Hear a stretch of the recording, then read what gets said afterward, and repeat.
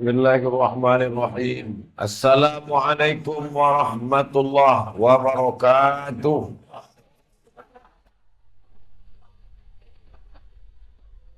Alhamdulillah wassalatu wassalamu ala Rasulillah Sayyidina wa Maulana Muhammad ibni Abdillah wa ala alihi wa sahbihi wa man tabi'ahu wa mawalah. Yang sama-sama kita hormati Bapak Dandim Kampar, Bapak Dandion, Bapak anggota DPRD Kabupaten Kampar, Al-Mukarram Ustadz Haji Syahrul Aidi LCMA, Bapak Kapolres atau yang mewakili, Bapak-bapak, ibu-ibu, hadirin hadirat, Bapak Camat, Bapak Kades, para remaja yang sudah bekerja keras sehingga acara ini terlaksana. Insya Allah kita semua dimuliakan Allah Subhanahu wa Ta'ala. Amin. Hari ini saya diberi 3 kajian. 3 yang akan saya bahas. Yang pertama, masalah narkoba. Yang kedua, medsos. Yang ketiga, pergaulan bebas. Yang pertama, narkoba. Saya diundang ceramah ke lembaga pemasyarakatan LP di Jakarta, juga di Bengkalis, juga di Rokan Hulu, dan di Medan. Di 3-4 lokasi itu semuanya mengatakan bahwa yang paling banyak di dalam ini Pak Ustadz, 75-80% adalah karena tersangkut masalah narkoba. Hampir semua sudah pernah tertangkap. Dosen pesta narkoba bersama mahasiswi sudah. Aparat memakai narkoba sudah. Pilot memakai narkoba sudah. Artis tak terhitung lagi. Yang belum lagi ustadz. Belum lagi. Artinya apa? Setiap aspek lini masyarakat ini sudah kena narkoba. Maka tema ini yang diambil siang ini memanglah tepat betul. Apa kata Pak Dandim kita tadi, zaman sekarang ini lebih sulit mencari pulsa daripada narkoba. Pulsa jam 10, jam 11 malam sudah tutup konter. Narkoba 24 jam. Tidak ada batasan. Jadi bagaimana cara mengatasinya? Ada paling tidak 4 langkah. Yang pertama, keluarga. Maka bapak sama ibu tidak boleh berhenti bertanya kepada anak-anaknya, pergi sama siapa, pulang jam berapa, duit yang dikasih kemana. Maka keluarlah perda peraturan daerah Kabupaten Kampar. Orang tua yang tidak melaporkan anaknya, maka dia kena sanksi. Jadi kalau dulu diam saja dia anaknya kena narkoba, tidak menjadi delik aduan hukum. Tapi sekarang kalau ada orang tua, anaknya pemakai, pecandu, pengedar, diam dia, maka dia terkena hukum. Ini dikeluarkan peraturan daerah yang membuat itu DPR. Maka oleh sebab itu ini salah satu cara. Dari bawah orang tua menjaga anaknya, Dewan Perwakilan Rakyat mengikat dengan undang-undang, barulah Bapak polisi bisa menangkap. Orang tua yang bingung, anaknya mau dilaporkan kemana, catat nomornya. Keluarkan HP masing-masing. Jangan sangka, saya tak mau ceramah mengawang-awang. Saya ceramah real, jelas. Kalau hukum, ini hukumnya. Kalau narkoba, ini tempat mengadunya.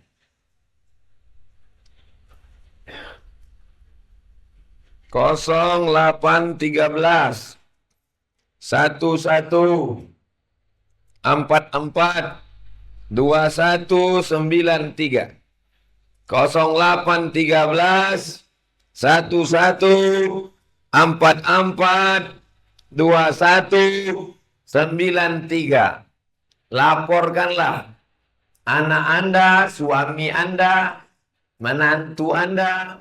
Kalau tidak, maka siap-siap akan ditangkap. Yang akan menangkap ini yang di atas-atas. Siap menangkap. Jadi Bapak Ibu yang dimuliakan Allah Subhanahu wa taala, kekhawatiran tenaga kerja Cina sudah berdatangan di Sulawesi, sudah ditangkap berkelahi dengan pekerja lokal. Ada yang lebih mengerikan lagi.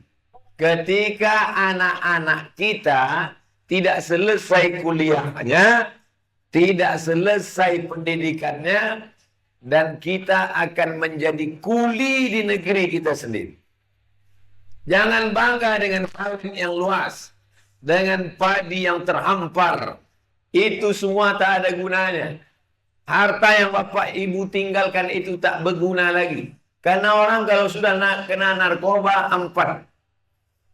Bodoh, gila, mati, penjara. Tak ada pilihan yang enak 4 nih. Bodoh, kenapa bodoh? Karena otak sarafnya error, rusak. Gila, efek dari lama bodoh gila. Mati. Saya baru reuni SD. Saya tanya, si Anu kemana? Meninggal. Kenapa meninggal? Gila. Apa sebab gilanya? Kena narkoba. Kalau dulu narkobanya itu masih narkoba kampung, ganja. Sekarang orang sudah pakai sabu-sabu, pakai Inex, pakai pil, pakai makin canggih teknologi ilmu pengetahuan, kehebatan bahan-bahan kimia, maka temuan tentang narkoba ini pun makin hebat merajalela. Oleh sebab itu maka semua kita mesti bekerja sama. Ustadz jihadnya lewat ceramah. Nanti malam Ramadan, 30 malam, itu satu malam harus ada judul Majelis Dakwah Islamiyah, Persatuan Para Mubaligh, Ustadz Perti dan Muhammadiyah, terlepas dari apapun ormasnya, harus ada satu malam judulnya Bahaya Narkoba. Orang tua paham. Lalu kemudian di panel. Nah, saya kalau bicara narkoba ini biasanya di panel bertiga. Ustadz, polisi BNN, lalu kemudian dokter. Nah, dokter nanti bicara tentang bahaya narkoba, presentasi pakai infokus. Inilah bahayanya kalau sabu-sabu ini masuk ke hidung, masuk ke otak, putus saraf-saraf otak, masuk ke jantung, masuk ke darah, masuk ke sini. Nah, dokter memperlihatkan. Bapak Ibu tengoklah bahayanya, anak-anak kita akan kena, efeknya akan gila, bodoh, mati. Lalu kemudian setelah itu datang pula polisi dari Badan Narkotika Nasional. Kalau ini nanti dipakai, kena pasal sekian, masuk penjara, sekian tahun, kena tuntut. Baru kemudian Ustadz. Nah, Ustadz pula cerita, kalau pakai ini, neraka jahanam, liang kubur, liang lahat, habis semuanya kita bahas. Karena kalau tidak diselamatkan generasi muda ini, Masya Allah, Alhamdulillah, yang membuat acara kita pagi menjelang siang ini adalah anak-anak muda yang sudah bebas narkoba. Karena tak mungkin mereka bisa baca Quran kalau sakau. Itu yang mengaji 2 orang itu tadi, saya yakin mereka ini selamat. Kali dulu, ini yang di belakang saya mengundang saya Ustadz Mawardi dari Batu Bola. Beliau yang menjemput saya ke airport waktu sampai di Mesir tahun 1998. Sesudah itu Ustadz Sahrul Aidi yang di belakang saya. Nah, beliau pula senior kami. Umur lebih tua saya, tapi beliau lebih dulu sampai ke Kairo, Mesir. Kami alhamdulillah dulu bebas, tak kena narkoba. Bukan, kalau saya pribadi tidak kena narkoba ini bukan karena saya baik, karena mungkin narkoba itu belum ada waktu itu.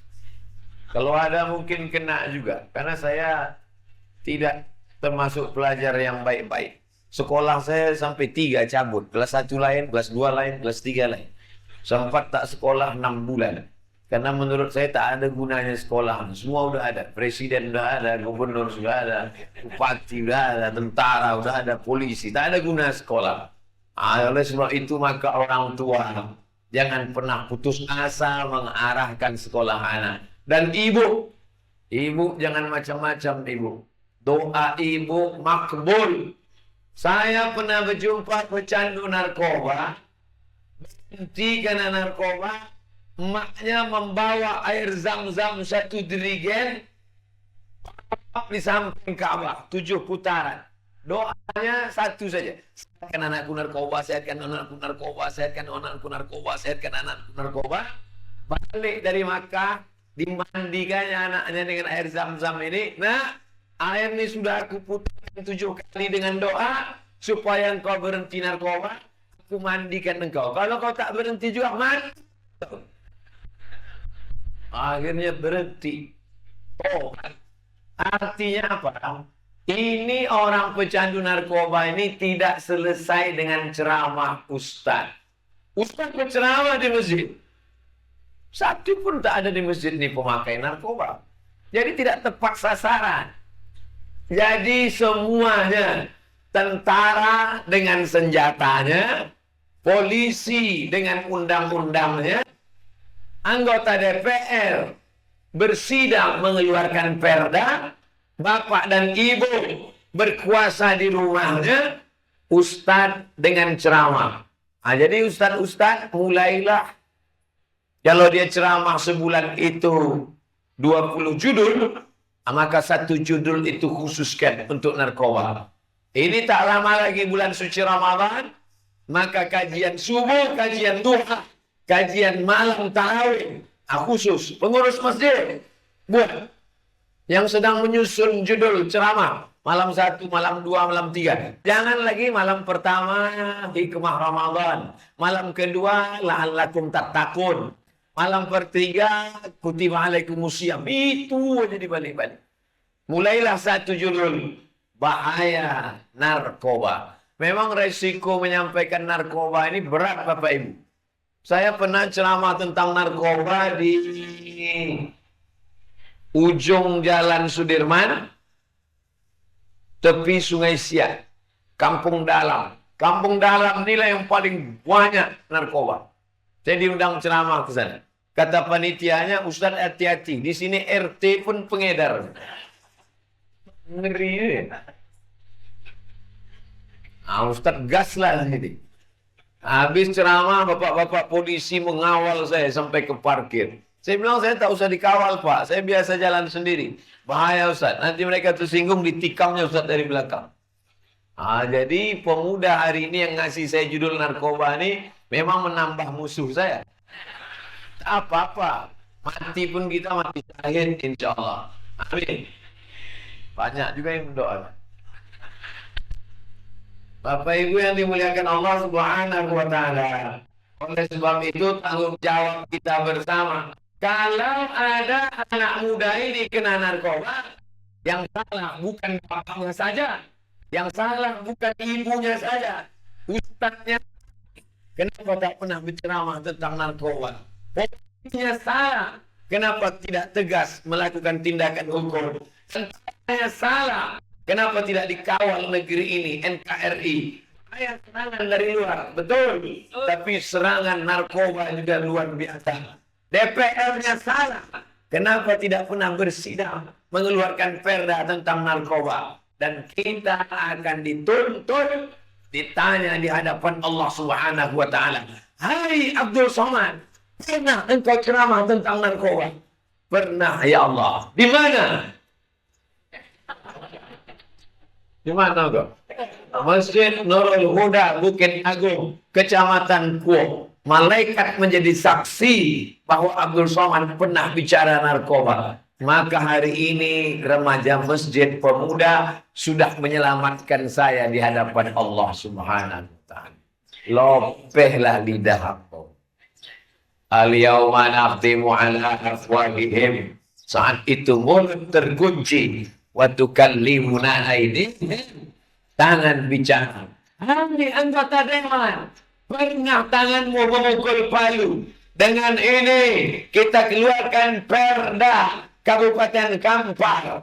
Bapak-bapak, ibu-ibu, nenek-nenek, datuk-datuk, nenek mama yang tidak mengadukan anak kemanakannya ke Badan Narkotika Nasional dikenakan sanksi hukum dan sanksi sosial. Ketum, selamat dia di hadapan Allah SWT.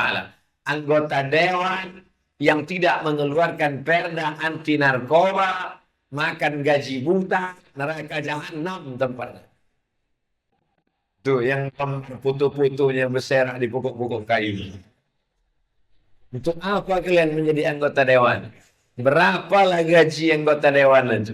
Nah, oleh sebab itu, maka lebih baik kalian tanam sawit, tanam gotah, tanam padi. Daripada makan APBD, makan APBN, tapi tidak memperjuangkan anak-anak kita. Betul? Salah yang saya sampaikan ini. Kalau salah, bilang salah. Saudara yang dimuliakan Allah Subhanahu wa Ta'ala, salah sendiri. Karena anak muda yang ngasih judul. Coba kalau kasih judulnya, marilah kita sabar terhadap narkoba. Oh, baca kan sabar. Anak awak gilo dek narkoba, sabar. Laki awak gilo dek sabu-sabu, sabar. Ibu-ibu, suaminya kena narkoba, sabar ya. Sabar. Kau ustaz setan loh. Apa ibu yang dimuliakan Allah Subhanahu wa Ta'ala? Lada ajak orang baik. Sekarang ngajak buat baik. Ayo sholat doa. Ayo sholat sunat tasbih. Ayo sholat tahajud. Banyak orang ngajak buat baik. Di masjid-masjid orang ngajak buat baik. Yang kurang itu sekarang apa? Wala tan'awunna 'anil munkar. Islam ini kalau cuma ngajak buat baik, semua orang senang. Tapi kalau sudah bicara mungkar, disitulah pengedar marah. 1,6 ton sabu-sabu mati. Itu baru yang tertangkap. Dimasukkan lewat tiang-tiang pancang jembatan yang ditanam ke dasar laut. Diimpor dari Tiongkok. Ternyata begitu digali, dipotong itu tiang besi. Apa isinya di dalam? Narkoba. Oleh sebab itu maka ini tanggung jawab kita bersama. Terlalu banyak yang menyalah-nyalahkan. Kita bukan ceramah mau memprovokasi masyarakat. Tapi kita mau bekerja sama. Maka insya Allah selamatlah generasi Kabupaten Kampar ini dari narkoba insya Allah. Apa yang perlu kita lakukan sekarang Pak Ustadz? Habis tablik akbar ini. Mulailah pulang ke rumah. Kenali keluarganya baik-baik. Apakah suami Anda pecandu narkoba? Jangan bodoh di masyarakat. Ustadz Somad. Ada orang nelpon saya jam 12 malam. Ustadz Somad. Saya sedang sholat tahajud di atas sajadah di kamar saya. Terus di ruang tamu saya, suami sedang pesta narkoba. Ibu punya suami Fir'aun ini. Oh, sudah lama Ustaz. Kenapa ibu tidak lapor ke polisi? Kenapa tidak lapor ke Badan Narkotika Nasional? Karena kata Ustaz saya, surga di bawah tapak kaki suami saya. Ini pembodohan luar biasa. Suami itu innama huwa jannatuki wa naruki. Suamimu bisa jadi surgamu, suamimu bisa jadi nerakamu. Artinya apa? Kalau suami itu membawa kepada ridha Allah, itu yang wajib dipatuhi. La ta'ata li makhluqin fi maksiatil khaliq. Tidak ada ketaatan kepada makhluk kalau menyebabkan maksiat kepada Allah. Maka kalau suami ibu pecandu narkoba, ibu lapor ke wali. Wali ibu ada 6. Wali ibu ada 6. Ayah, datuk, abang, adik, abang ayah, adik ayah. Ini wali menurut fikih. Ditambah lagi adat istiadat kita. maka ada nenek mama. Ibu punya mama menurut adat. Mama ibu memanggil suatu. Siko, sebentar, Firaun. Anak kemanakan kami kok? Bukan ang dapat di tong sampah. Kami menerima kamu dulu karena kamu datang ke rumah kami pakai peci, pakai sarung. Kami sangka kamu orang yang sholat, rupanya casingnya saja. Oleh sebab itu maka dikasih tahu dia, disuruh dia bertobat. Tak juga bertobat, langkah paling tinggi. Ibu punya hak namanya khulu'.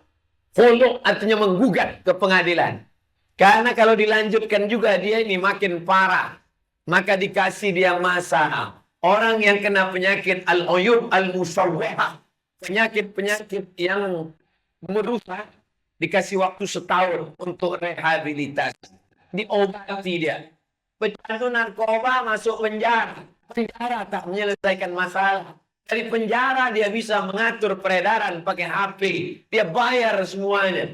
Maka pecandu narkoba diobati pakai rehabilitasi. Saya pernah ceramah ke sana. Pesantren Abah Anom, Suryalaya, Jawa Barat. Namanya Pesantren Tarekat Qadiriyah wan Naqsabandiyah. Disiram pakai air, dimandi taubatkan, ditalkin zikirkan. Abdul zikri fa'lam annahu la ilaha illallah. Sampai dia sehat. Yang satu lagi di Bandung. Yang punya Badan Narkotika Nasional. Oleh sebab itu, kalau sekarang ibu memasukkan anak ke pesantren Islamic Center Al-Hidayah Kampar, pesantren As-Salam Naga Beralih, pesantren Darun Nahdah Bangkinang, tahan-tahankanlah berpisah. Tahan-tahankanlah keluar duit agak banyak sedikit. Mungkin sejuta setengah. Direhabilitasi 3 juta sebulan. 1 tahun 36 juta.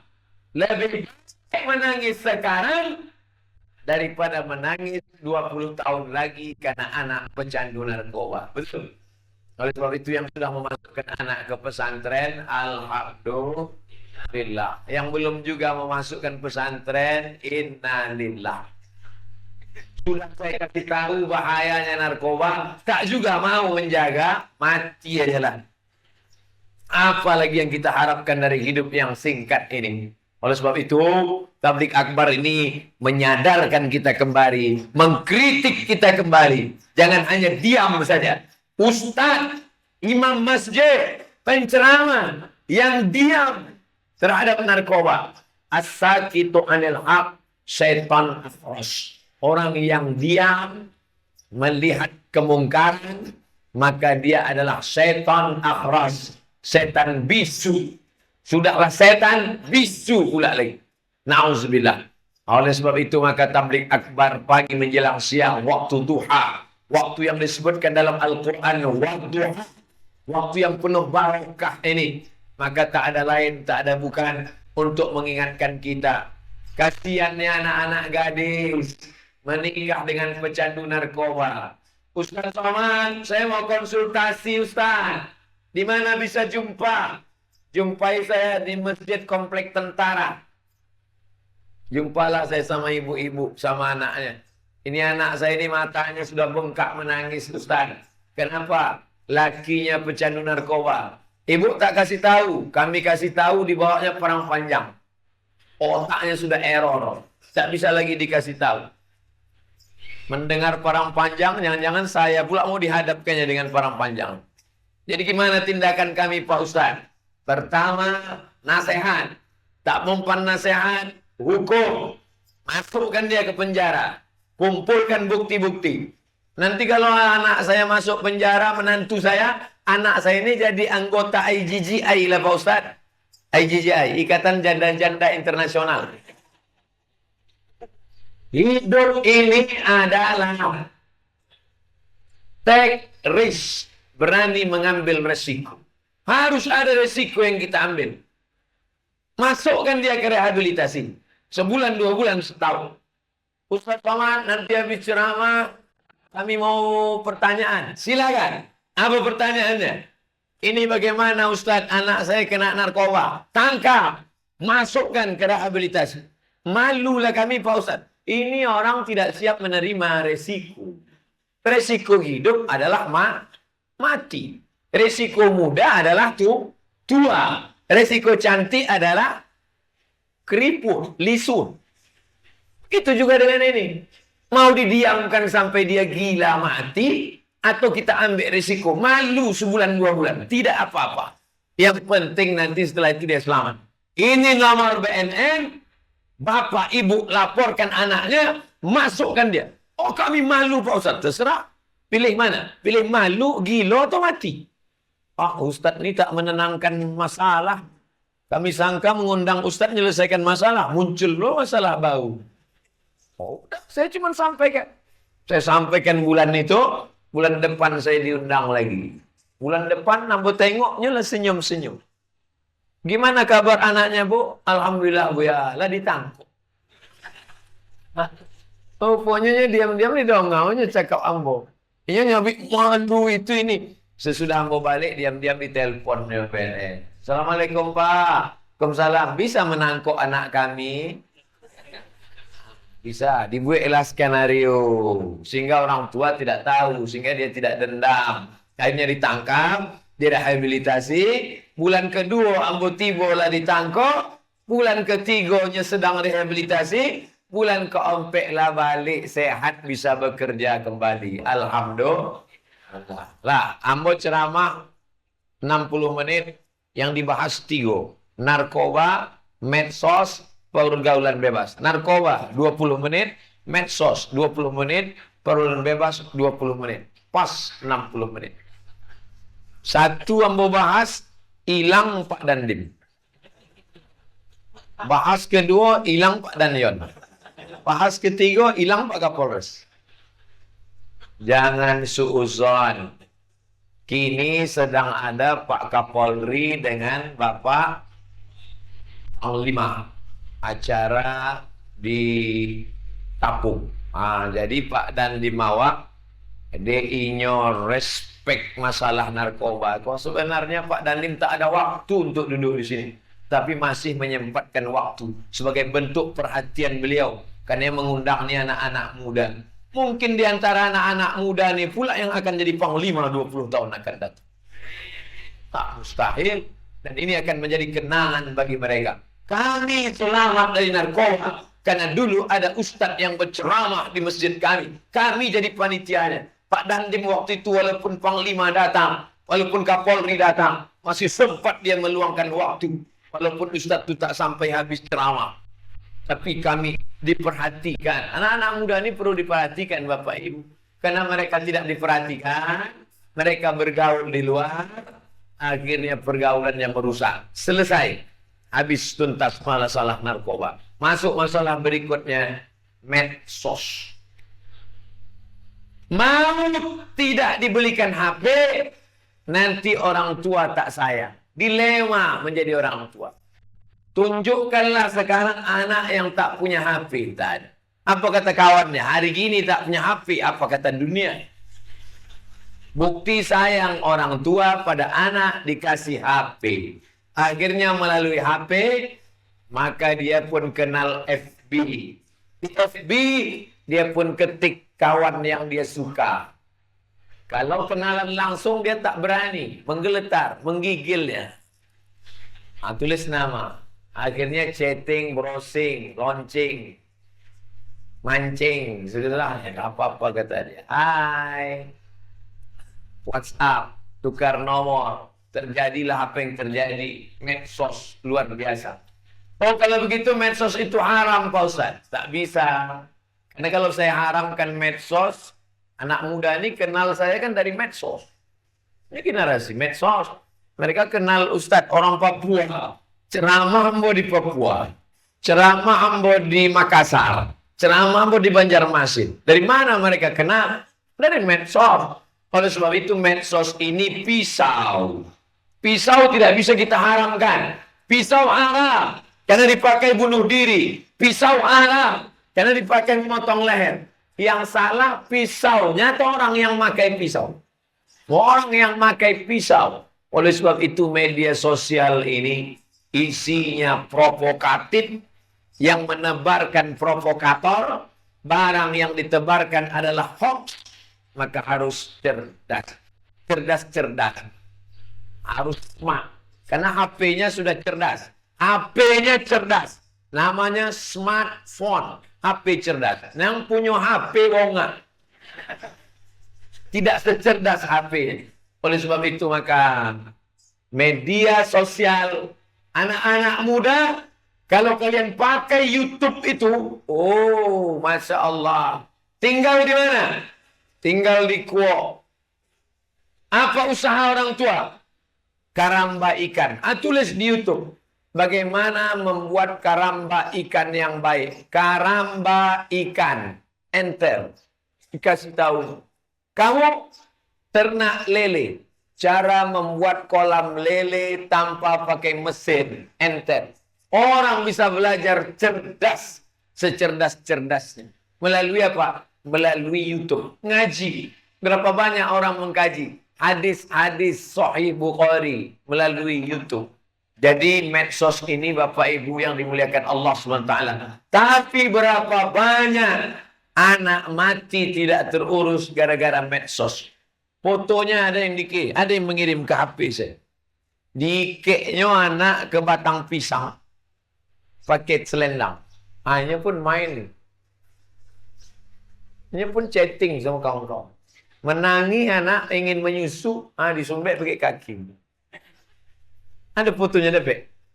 Kalau dapat beko mungkin. Menangis anak dipoto. Hubungan silaturahim kita rusak gara-gara medsos. Dulu awak setahun paling tidak 5 kali besok. Akikah, walimah, takziah, acara nikah, acara marhaban, barzanji, maulid Nabi, Isra Mi'raj, nuzul Quran. Sekarang tidak lagi. Acara walimah anak orang tidak datang. Cukup ucapan di grup. Selamat ya, selamat ya, selamat ya, selamat ya. Acara nikah tidak lagi datang mengucapkan barakallahu lakum wa baraka alaikuma wa jama'a bainakuma fi khair. Orang cukup mengucapkan selamat. Cari wall Facebooknya. Ucap, selamat menempuh hidup baru. Kawan tinggal mengaminkan. Amin, amin, amin, amin, amin, amin. Nanti lama-lama sembahyang jenazah pun streaming.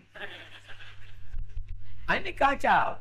Oleh sebab itu maka orang bisa amat sangat cerdas.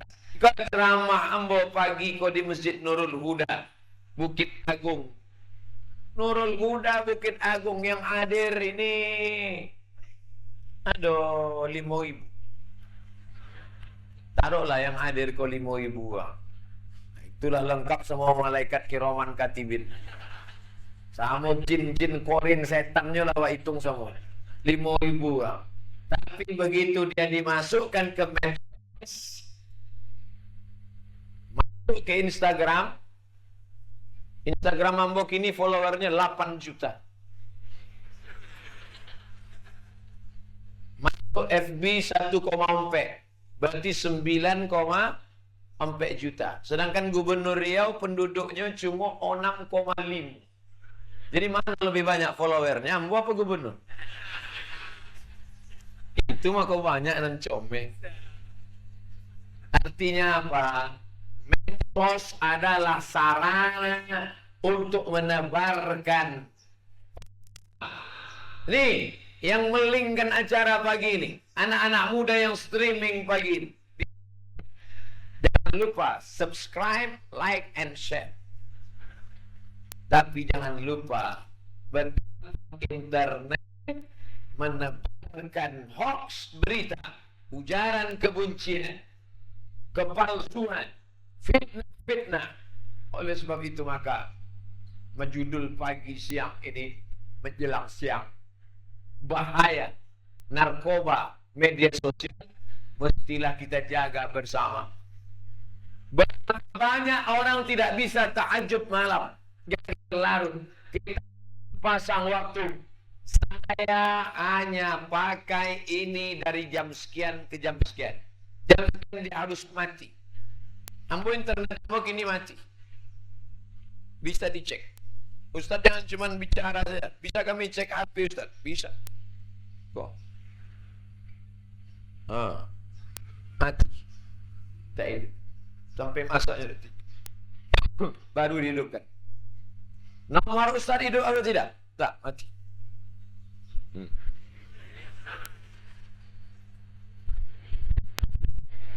Kok? Tengok gambar pesawat. Oh, Ustaz menunjukkan HP mahalnya. Iko HP di bawah uang. Mereknya Casio, Casio orang.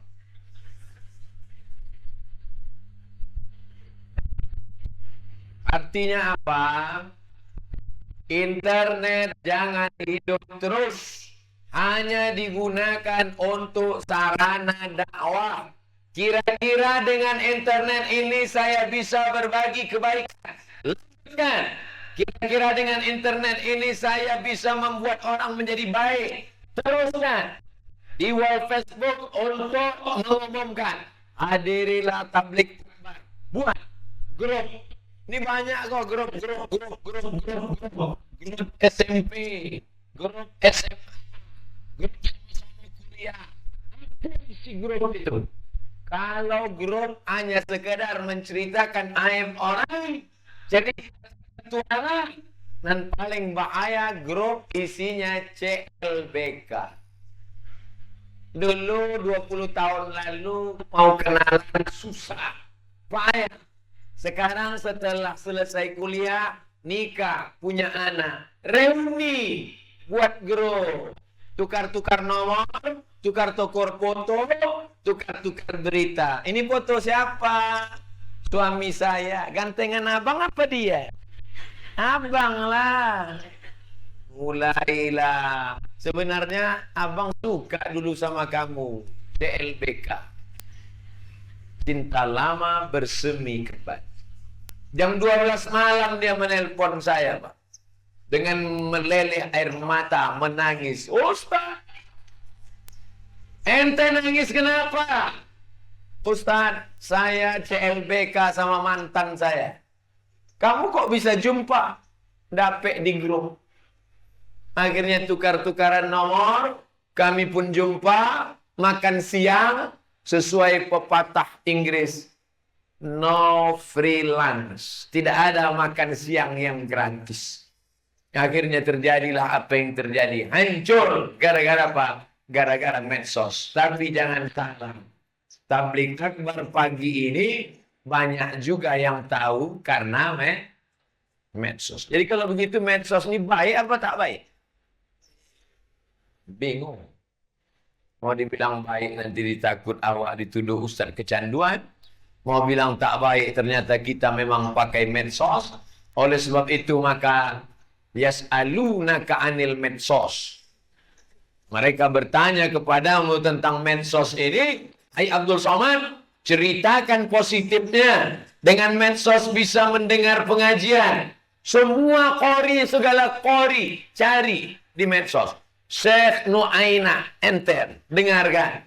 Cara baca Iqra. Syekh Abdul Karim dari Patani, bagus sekali. Cara membaca Quran, Taramo, Bayati, Soba, Sika, Nahawan, Jaharka. Cara bercocok tanam, cara menanam durian musangking. Ada? Tengok.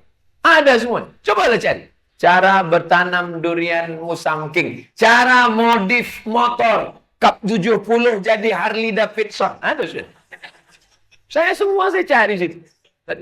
Cara merubah knalpot motor kecil jadi tunggal. Ada coba cek. Yang positif-positif. Anak muda, kalian mau buat apa? Ada semuanya. Yang penting mengarah kepada kebaikan. Tapi kalau dipakai kepada maksiat dan haram, na'udzubillah. Ingat, wal as demi waktu asar. Wa du'a demi waktu doa. Kemana waktu kita habis? Habis oleh media sosial. Bapak Ibu jangan main-main. 8 jam kerja. Habis. 8 jam tidur. Habis. 8 jam tambah 8. 16. Tinggal 8 jam lagi. FB, Twitter, BBM, WhatsApp, Instagram. Sinetron Korea, India, infotainment. Mana yang akan kita bawa mati menghadap Allah Subhanahu wa ta'ala? Alhamdulillah.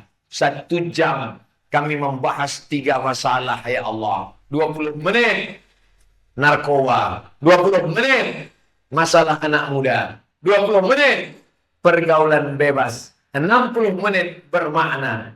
Diulang balik mendengar ceramah ini nanti. Karena mungkin ada yang tak terdengar sempurna. Hafal kaji karena diulang. Allah bisa karena biasa. Oleh sebab itu maka buatlah pengajian-pengajian medsos yang baik. Masjid Nurul Huda mesti punya channel.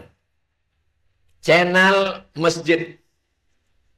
Lalu kemudian nanti kalau ada pengajian, streaming kan. Siapa yang membuat itu? Remaja Masjid Nurul Huda. Apa kerja tugas remaja Masjid Nurul Huda? Buat channel, buat website, website Masjid Nurul Huda, program acara, khotib Jumat hari ini. Yang membuat siapa? Jangan Pak Imam suruh. Jangan khotib suruh. Ini saya tengok khotib, dia khutbah, dia juga memasang kamera. Assalamualaikum. Janganlah khotib suruh. Anak muda 1 orang. Pasang kamera. Semua ceramah pengajian Masjid Nurul Huda ada rekamannya. Rekaman. Sehingga itu menjadi amal jariah. Mati ustadz-ustadz kita, khotib-khotib kita, tetap mengalir pahalanya. Itulah gunanya ada remaja masjid. Nurul Huda ada remaja masjidnya? Alhamdulillah. Anak muda ini punya tim IT. Tim IT inilah yang membuat. Masjid, ada Facebooknya, ada Instagramnya, ada streamingnya. Setiap pengajian dari maghrib ke isya, tanya jawabnya, undang semua. Ustadz Dr. Mawardi Muhammad Saleh, hadirkan. Dr. Mustafa Umar, datangkan. Dr. Saidul Amin, bawa kemari, bahas. Dr. Saidul Amin, masalah filsafat, akal. Apa itu akal sehat? Hadirkan Dr. Saidul Amin. Dr. Mustafa Umar, tentang tafsir. Dr. Mawardi Muhammad Saleh, tentang masalah fikih. 13 tahun di Madinah, fikih saja pembahasannya. Tentang masalah politik Islam. Ustaz Somad disuruh bahas politik Islam, dia tak paham. Baca kitab Sultaniyah, ya. Tapi politik dia tidak pernah praktek. Siapa yang paham fikih, memang jurusan fikih, dan berkecimpung fikih. Hadirkan Ustaz Haji Sahrul Aidi LCMA. S1 Al-Azhar Mesir, S2 dari Yordania, jurusan fikih, dan memang paham fikih, hukum Islam, dan memang orang politik Islam. Suruh bicara tentang sejarah politik Islam. Apa pentingnya? Rekam, share, streaming, hadir. Maka dengan demikian media sosial menjadi bermanfaat. Adapun berita-berita hoax yang tak tentu arah akan hilang dengan sendirinya, akan tereliminir dengan sendirinya kalau yang baik-baik ini kita tanam. Ini tergantung kita bersaing di media sosial. Kalau kita katakan berita tentang ini haram, LGBT ini haram, sekuler ini haram, orang akan bertanya saingannya mana, pesaingnya mana. Tapi kalau kita bertarung channel di dalam, maka ada channel Tafakur, ada channel Al-Bahjah Buya Yahya, ada channel Darul Quran, ada channel Az-Zikra Ustaz Yusuf Mansur, ada pula channel Nurul Huda. Payah mengingat Nurul Huda Bukit Agung Kuong. Maka insya Allah dia ketika dicari orang pengajian, kita tinggal pasang saja pancingnya, Bapak. Pasang pancingnya, masalah ikan apa yang datang, itu serahkan pada Allah SWT. Pasang pancing. Kami dulu waktu memasang channel Tafakur, tak pernah berpikir akan ditonton orang. Pasang saja. Terserah Allah SWT yang menilai. Begitu juga dengan kita. Anak-anak muda, buatkan. supaya media sosial ini positif. Habis 20 menit. 20 menit yang ketiga, pergaulan bebas. Malam tadi kami pulang dari Rumbai, lewat jembatan Lenor. Di Rumbai pengajian malam tadi. Wow. Sampai saya bagi 3, karena di jalan ditutup. Penuh ke sana, penuh ke sana, penuh ke sana. Balik kami di Leton itu pun penuh. Anak lajang sama anak gadis pacaran jam 11 malam. Betul Leton. Mungkin Nambo turun ceramah di Leton. Artinya apa? Banyak yang pengajian, lebih banyak lagi yang bonceng-bonceng. Ini anak siapa ini yang bonceng-bonceng? Pergaulan bebas. Bapak Ibu yang dimuliakan Allah Subhanahu wa taala. Jadi Ustaz Somad dengan Ustaz Sarul Aidi dulu tak ada pergaulan bebas. Beliau pesantren. Tamat dari pesantren langsung ke Mesir. Tamat dari Mesir langsung ke Yordan. Balik dari Yordan nikah. Kami memang dikondisikan untuk menjadi baik. Jadi ambo di Mesir sampai tahun memang tak ada pergaulan bebas. Kenapa tak ada? Persaingan ketat. 4 tahun saya di Mesir, tidak pernah menengok wajah perempuan orang Riau. Karena kita memang abang-abang ini ketat. Bangsa Prudensiaan waktu itu paling keras. Laki-laki, perempuan tak boleh satu ruangan. Perempuan, anak Riau, KSMR, kelompok studi mahasiswa Riau. Perempuan masuk kamar. Laki-laki sini. Perempuan itu tak ada kami menengok wajah perempuan. Perempuan di dalam kamar mendengar suara. Pertemuan-pertemuan, rapat-rapat tak ada. Jadi memang dididik ketat betul. Di kampus pun begitu. Kampus laki-laki, kuliah banin dengan kuliah banat. Banat, kampus perempuan. Tak ada laki-laki. Banin, kampus laki-laki. Tak ada perempuan. Di tempat awal. Masuk saya ke kampus. Masuk ke dalam. Laki-laki, perempuan duduk-duduk. Salah siapa ini? Oleh sebab itu maka saya begitu masuk kelas saya bilang, laki-laki sini semua. Perempuan sini semua. Jangan kalian duduk satu kan. Perempuan di belakang. Laki-laki depan. Supaya dia tidak pandang-pandang. Paling tidak di kelas itu kita punya kuasa. Dosen, guru, di kelas dia harus punya kuasa. Bapak-bapak kepala dinas, kepala badan, kepala kantor. Di kantor Anda punya kuasa. Bapak ibu punya anak gadis, anak lajang. Di rumah punya kuasa. Anfusakum, jaga dirimu dan orang yang berada di bawah kuasamu ini. Kalau di wilayah kekuasaan kita pun kita tak berkuasa, bagaimana kita akan menghadap Allah Subhanahu wa taala? Bapak yang akan ditanya nanti istri Bapak, anak gadis Bapak. Oleh sebab itu di laki-laki ini harta warisan dikasih 2 kali, Pak. Menjadi laki-laki ar-rijal qawwamuna 'alan nisa, meluruskan perempuan yang bengkok. Perempuan ini bengkok karena dia terbuat dari khuliqatil mar'atu min dhillah. Perempuan diciptakan dari tulang rusuk yang bengkok. A'la wajuha a'laha. Wajuha a'laha. Tulang rusuk yang paling bengkok, yang paling atas. Itulah perempuan. Siapa yang meluruskan perempuan yang bengkok ini? Laki-laki. Maka menjadi laki-laki harus berani meluruskan bengkok. Nampak perempuan pakai rok pendek, itu perempuan bengkok. Luruskan. Nampak perempuan pakai rok panjang tapi resleting tak berpasang. Itu perempuan bengkok. Luruskan. Harus diluruskan ini perempuan-perempuan bengkok ini. Tapi kalau kau luruskan terlalu keras, patah dia. Melawan dia. Dia bisa menjadi sekuler. Dia bisa menjadi liberal. Maka haruslah dengan bahasa yang santun. Dengan lemah lembut. Dengan kebaikan. Oleh sebab itu maka laki-laki bertanggung jawab. Laki-laki yang sholat berjamaah. Laki-laki yang rajin sholat duha. Laki-laki yang hatam Quran. tapi membiarkan anak gadisnya, anak kemanakannya, pergaulan bebas, bonceng sana sini, hamil sebelum nikah, mahar. Kalau mahar tinggi, kalau mahar mahal, maka zina murah. Itu memang sudah hukum.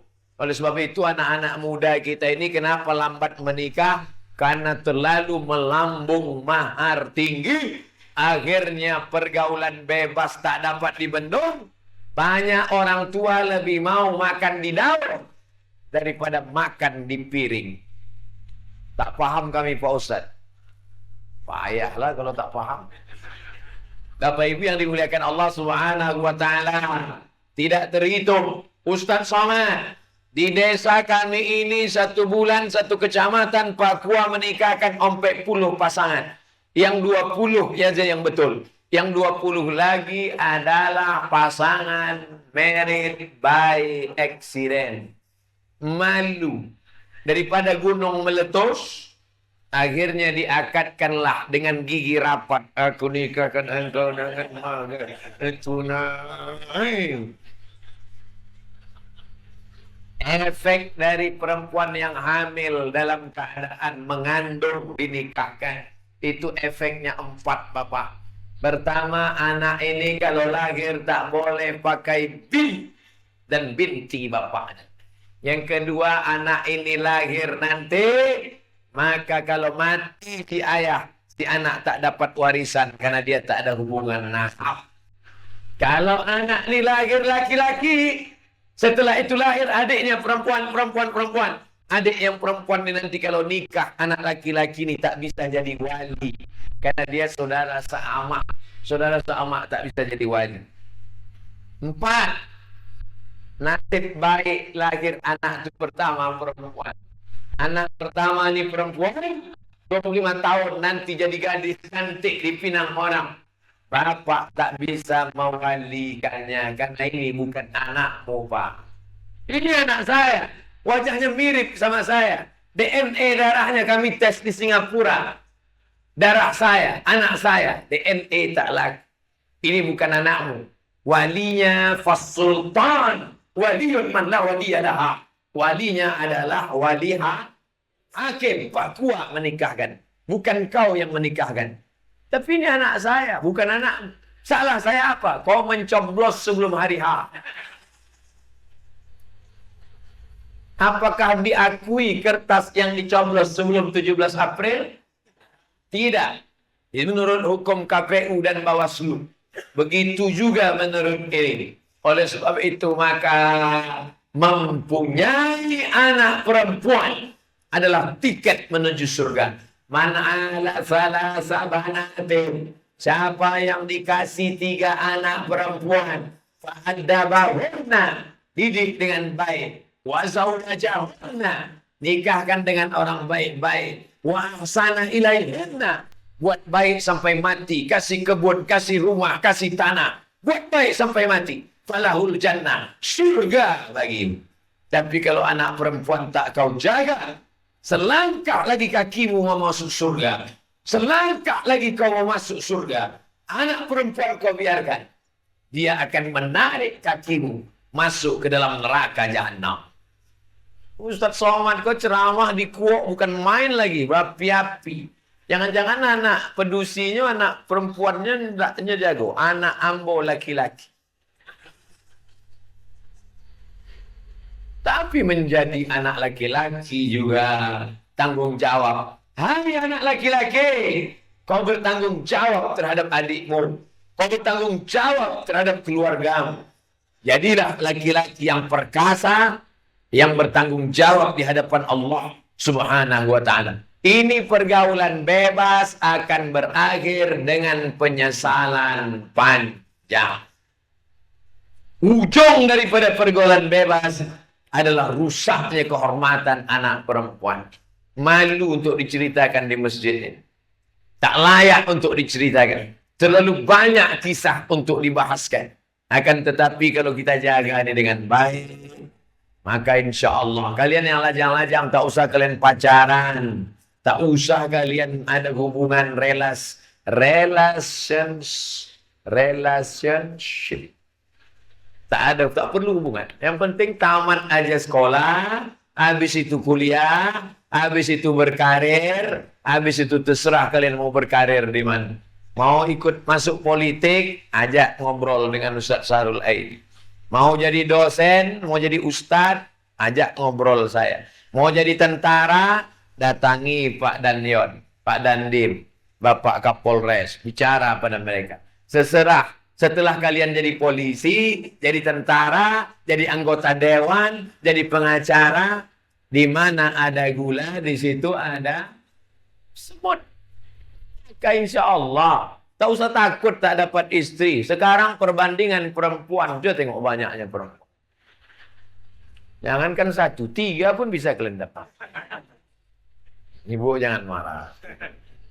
Bapak Ibu yang dimuliakan Allah Subhanahu wa Ta'ala, adapun kalau kalian menjalin hubungan sekarang, maka yang rugi tetap perempuan.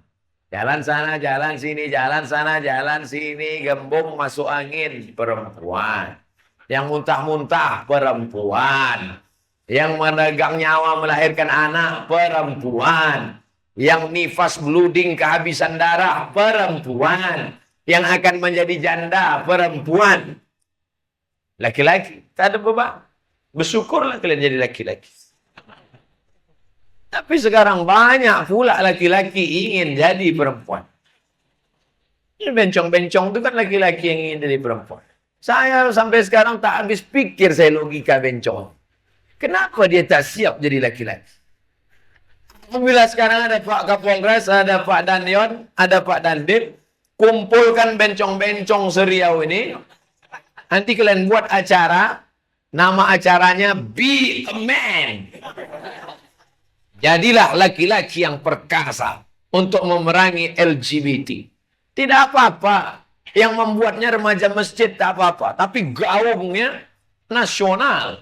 Buat acara. Saya yakin dan percaya. Pak Kapolres, Pak Dandim, Pak Danyon. Kalau kalian libatkan acara ini, mereka senang.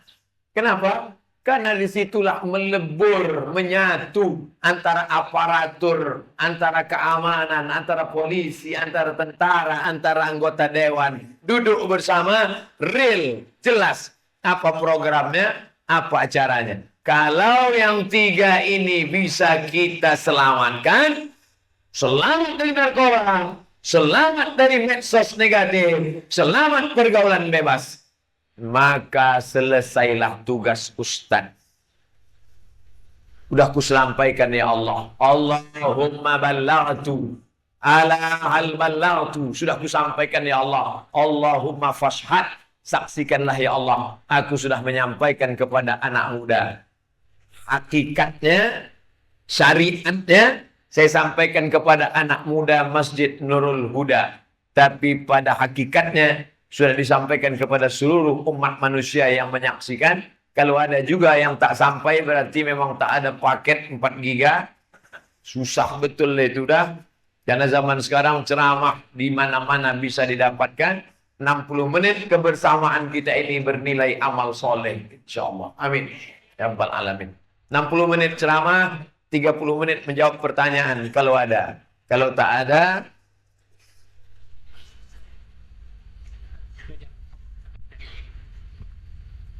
berapa kotak nih udah?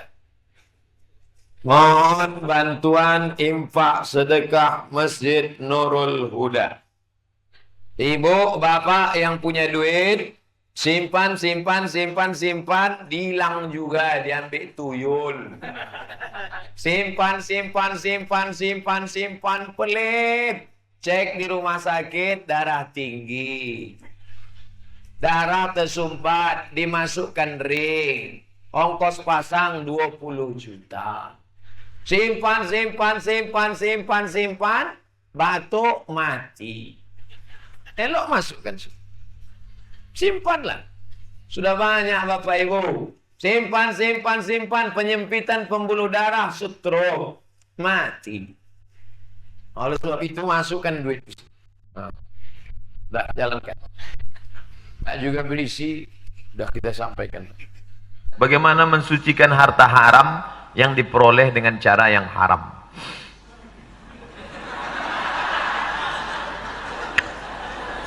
Harta tadi haram, dibawa pulang ke rumah, dibelikan ke beras. Beras tadi masuk rice cooker, berubah menjadi nasi. Nasinya disuapkan ke mulut. Allahumma barik lana fima razaqtana wa qina azabannar. Yummy.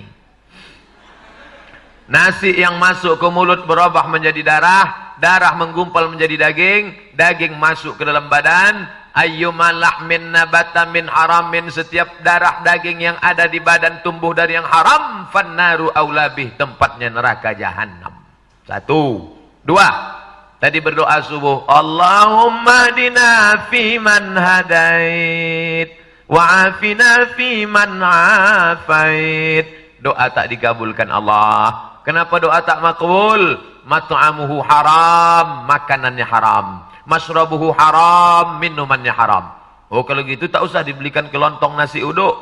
Belikan ke apa? Ke pakaian. Malbasuhu haram, pakaiannya haram. Kalau gitu sedekahkan ke anak yatim. Berikut ini kita saksikan santunan kepada anak yatim. Wah, kasih sapu kepala, kasih sapu kepala, kasih foto-foto, update status. Kasih. Wa anfiqu, bersedekahlah, wa anfiqu, berinfaklah, wa anfiqu, berzakatlah min thayyibat, yang baik-baik saja. Innallaha thayyibun, Allah maha suci. La yaqbalu illa thayyiban, Allah tak menerima kecuali yang halal-halal saja.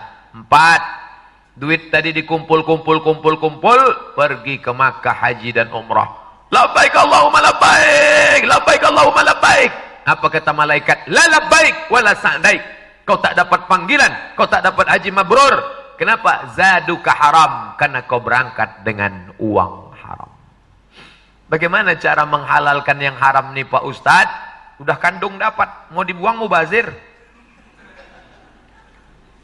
Antarkan ke lembaga yang dinikmati orang banyak. Panti jompo, anak yatim, fakir miskin, masjid. Kembalikan uang umat kepada umat. Pak Ustadz, ini saya dapat nih ya, 1 juta. Kalau saya balikkan ke negara tak akan balik. Negara tak mau terima, udah tanda tangan. Kemana? Balikkan uang umat kepada umat. Alhamdulillah Pak Ustadz, yang 1 juta kemarin udah saya balikkan. Kalau 10 juta, saya istiqoroh dulu Pak Ustadz. Mau 1 juta, mau 10 juta, jangan. Disuap ke mulut anak. Anak-anak kita tuh hijau, bersih, suci, tak bernoda, fitrah. Ketika masuk ke dalam mulutnya darah dari haram, masuk ke dalam jantung. Nih jantung sebelah kiri berdetak. Terasa dia berdetak. Kalau tak berdetak, mati dah. Menyemprot darah haram nih, naik ke otak. Naik dia ke otak, menyembur ke otak. Nasiyatin kadhibatin khati'ah. Otak pendosa, penipu, pembohong. Kenapa disebut penipu, pembohong nih otak? Karena darah dari jantung haram menyemprot ke otak. Dan otak itu yang berpikir. Nih, makanya kalau sudah terbentur otak, hilang. Kawan saya ada, dulu di Mesir, kata dia hafal Quran. Abang dulu mat di Mesir hafal Quran. Tapi pas naik sepeda motor jatuh, itu agak hilang-hilang sedikit. Saya bilang, bang, aku dulu punya radio, rusak. Terus gimana bisa betul? Ku jatuhkan sekali lagi, elok dia balik. Coba bang lagakan balik. Aku khawatir nanti ku jatuhkan, hilang pula Al-Fatihah nih, kata dia. Jangan sampai kita suapkan yang haram-haram. Begitulah caranya supaya kita bersih daripada yang haram. 2. Bagaimana mensucikan harta halal tapi diperoleh dari sumber yang haram. Modal tadi haram. Modal haram. Dikembangkannya bisnisnya halal. Maka modal haram itu pun tumbuh menjadi haram. Karena tak mungkin babi beranak kucing beranak itik. Haram pasti haram. 3. Naha Rasulullah SAW an thamanil kalbi. Nabi melarang hasil babi. Wa mahril baghi, hasil prostitusi. Apa satu lagi? Wa hulwanil kahin, hasil perdukunan.